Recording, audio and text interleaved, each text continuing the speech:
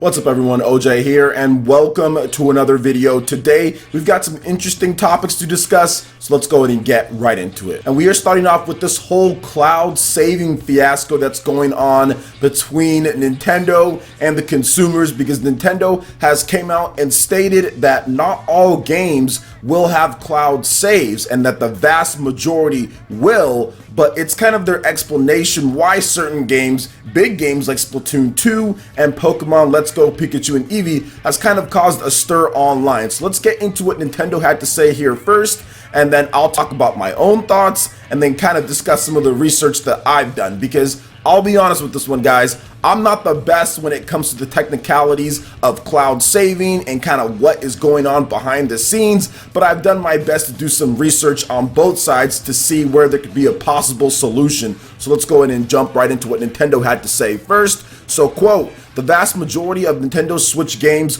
will support save data cloud backup. However, in certain games, this feature would make it possible to, for example, regain items that have been traded to other players, or revert to a higher online multiplayer ranking that had been lost. To ensure fair play, save data cloud backup may not be enabled for such games. To ensure save data cloud backups cannot be used to unfairly affect online multiplayer rankings, the feature will not be enabled in Splatoon 2. So at first, I was like, okay, well, that kind of makes sense. But then I started reading kind of what some other people were saying, and there's lots of other games out there, for example, like Fortnite, that have cloud backups, and there's no problems there. So I'm kind of wondering what's going on. And I looked into it a little bit more, and it seems like not necessarily how Nintendo's implementing cloud saving, but it's how Nintendo implements the saves in the first place, or how the games are built and what's stored and what's not. See, like it looks like with Splatoon 2, it is like the game stores a lot of stuff locally on the system, and some of the stuff is saved on the server side from what I understand. Now correct me if I'm wrong with that. So that creates problems when you're trying to talk about what is saved, cloud backups, what can be duplicated, and what you do have. Now I still feel that Nintendo can do something to implement a better way of doing it, but I still feel that the best solution for all of this is to have local backups. And I understand people are worried about cheating, people are worried about all of this stuff and that and all that, and I get it, but I do feel that local backups has been something that's been around for like years and years and years. Nintendo's done it before. I don't think there's any more of a risk doing it at this point than doing it 10 years ago, or doing it on the Wii U, or whatever other system that Nintendo has. There's always going to be scummy people that do scummy things, and you're going to have to just put a little bit of faith in users out there, the vast majority of users out there, who aren't going to do anything dumb with a local backup, just so we can have that assurance that our data isn't going to be lost or anything like that. Now, personally, on my own level, guys, I don't really care about this stuff right here, to be honest. I don't even back up my save data on the PS4. I know Xbox One, it doesn't automatically or something like that. I don't care if the data was lost or not, and to be honest, I'm looking at like my data for the Nintendo Switch. Yeah, I'm a little worried if something gets lost or not, but if it does, then it gets lost. It's like whatever, I'll start over, I'll just move on to the next thing. But I know for a lot of other people, that's not the same case, you know, and they want to make sure that they have assurance that they can back up their data, no problem at all. So I'm hoping that in the future, Nintendo does implement some type of local backup save option after they've figured it out. I think at this point, Nintendo still hasn't figured out how they're going to be doing the online cloud saves with potential local backups. How are they going to stop people from tampering, cheating, whatever the case is? But I think that wherever there's a will to do something, there's definitely a way.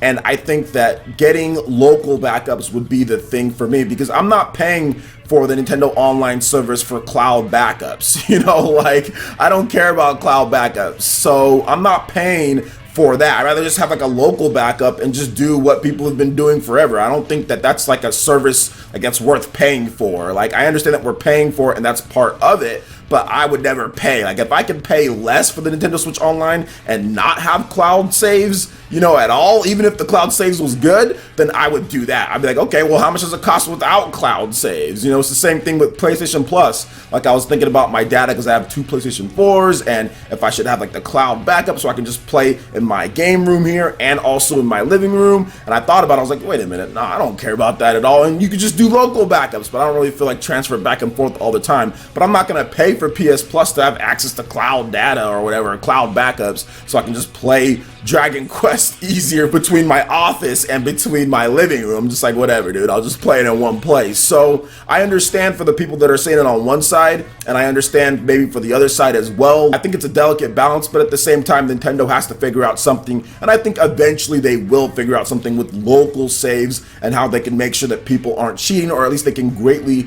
reduce that. Because the big thing here is Splatoon 2, right? People are kind of understanding with Pokemon Let's Go Pikachu and Eevee somewhat, but I think Splatoon 2, that's the big thing here, because a lot of people have lost their save data already. This isn't something that happens like once in a blue moon. Like, it's happened before. John from Spawnwave, he lost his save data, all of it, Zelda and Xenoblade and everything. So they need to figure out a way to where it works, and hopefully they do that. Now, like they did say here, the vast majority will support it, so you guys can look forward to that. But Splatoon 2 is the big one, considering it's one of their top selling games. So if any of you guys have more information on how this could potentially work or not, I know Gamersplash TV reached out to me and talked to me about it. I actually ended up reading your article, dude, and I still don't quite understand everything, just because you said, oh, well, let's look at it like Xbox does it, but the Xbox is built completely different than what Nintendo's doing. Obviously, Microsoft has a lot more experience in cloud backups and saves, and their technology is probably a lot better on their front and how they built the games in the first place. So I don't think it's as easy as just doing what Microsoft does. You know, I think that's a little bit too late for that, or it's going to take some time to implement. I think a local backup option is probably your best bet. Keep on doing what you're doing with online saves, but a local backup option and having some type of anti-tampering with how you do local backups, I think that's the best bet. Figure out that. That's what I would put my R&D, research and development into, is figuring out how to do local backups that can't be tampered with in a bad or a negative way that affects other players for cheating and all of that. So what do you guys think about all of this? Let me know your thoughts in the comment section below. All right, and moving into the next topic here, I want to go over something because a lot of you guys were calling me somewhat of a flip-flopper, or now saying with Final Fantasy 15 Pocket Edition, you were against it on one side, and then now all of a sudden when it gets announced, you're all of a sudden with the game and you're okay with it. So let me explain to you some more context on how that all came about and kind of my mindset back then with Final Fantasy 15 Pocket Edition versus my mindset at this point. You have to remember, guys, back when I first talked about Final Fantasy 15 Pocket Edition, it was being presented as it's either going to get the big full Final Fantasy 15 or it's going to get the Pocket Edition. Which one? It wasn't being presented as it's going to get both. It was being presented as one or the other. So of course, I'm looking at what Nintendo and Square Enix has had with Final Fantasy. I'm looking at how Square Enix hasn't given Nintendo any mainline Final Fantasies on home consoles, heck, even older ones, in the longest time. And now you're trying to tell me that, oh, we're going to get one mainline game and it's going to be this, and we can't have any option of getting any of the other games. That was my mindset going into that, and that's the reason why I was upset with that. However, months and months and months have went by and new information has came out. And like I said, I can't say everything here, guys, but you're just going to have to trust me on this one. Things have changed somewhat, and I made a video saying potentially this kind of blows the door open for other mainline games to come to the system. And since that could be a potential at this point, based on new information and based on what's going on and maybe some of the rumors that are floating around out there that could be true, it does seem like Square Enix is going to be open potentially to bringing other mainline games. So of course, if they're going to be open to bringing other mainline games, I'm not going to have as much of an issue with this one here. And on top of that, there's still some noise being floated around there that the normal big Final Fantasy 15 can still come to the Nintendo Switch. It's not going to be in like either or anything like that. So that's the reason why my mindset towards this game has changed, because things have changed around the scenes. It does seem like it is a potential, and that's the reason why I made the video, that other mainline Final Fantasies could come based on some rumblings here and there. Now guys, I don't know anything more than that. I'm just sitting here and telling you guys that other ones could come. Whereas back then when I first talked about it, it didn't seem like Square Enix wanted to do any mainline Final Fantasies, and this is what we were going to get, and that was it. So that's the reason why I've changed my mind on this title a bit, because it does seem Square Enix's mindset might have changed. And remember, this is the first, once again, the first mainline or numbered Final Fantasy, even if it's this version of the game, to come over to a Nintendo home console since Final Fantasy VI, and that could lead to other things because of new information that's possibly out there. So that's the reason why my mind has changed a little bit on Final Fantasy 15 Pocket Edition. I've been able to watch more gameplay of it. I don't think the game was released at the time that we talked about it. I've been able to watch more gameplay of it. It does seem like an okay game, but based on other things that are kind of out there at this point, and the fact that things have changed with mainline Final Fantasies and how it could potentially come to the Switch outside of that, I'm okay with this one coming over. Whereas back then, the game wasn't out yet. We didn't really know much about it, and it seemed like that was all we were going to get when it comes to Final Fantasy. So that's the reason why my mindset has changed. And you guys have heard me talk about how I